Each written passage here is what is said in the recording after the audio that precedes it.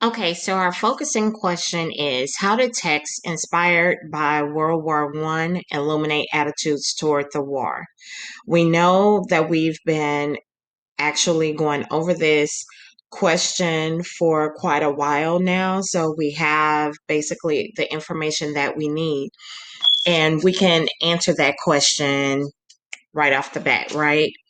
Our content framing question is what's happening in a film adaptation of All Quiet on the Western Front? And this link here is actually um, one excerpt from the actual film. So I want you to watch that, and then you'll be able to respond later to some of the questions that we'll be going through.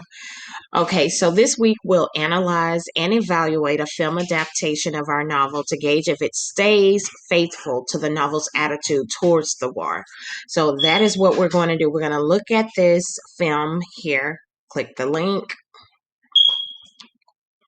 and we will actually watch it. You have to make sure to bypass this. So here we are.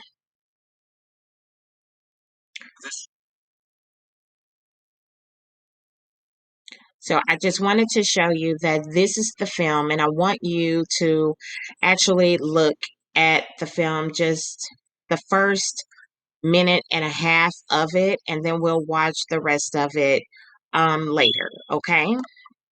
So I wanted to just make sure that it worked and we understood what we were doing. And so we're going to identify and explain how visual techniques are used to develop a scene about trench warfare. So we're going to, like I said, start really focusing on how visual techniques, tools, resources are used to create a scene in a movie, or like we have here, an excerpt, okay?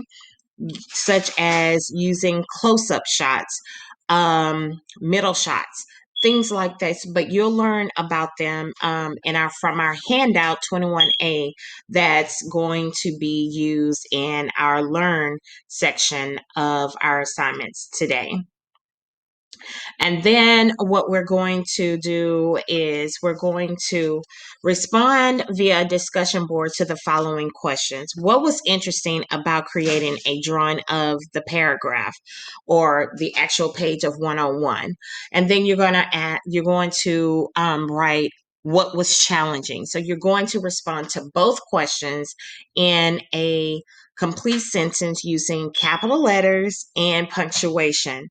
And I want you to know that film directors who adapt a literary text for the screen, meaning movies, theater, things like that, they might have similar responses as you and I do as far as what's interesting or what was challenging about it. Because think about it, in order to create a movie about a particular book or novel or text, you have to really be creative to bring it to life so it can make it interesting to everyone so that way they'll want to come and see it.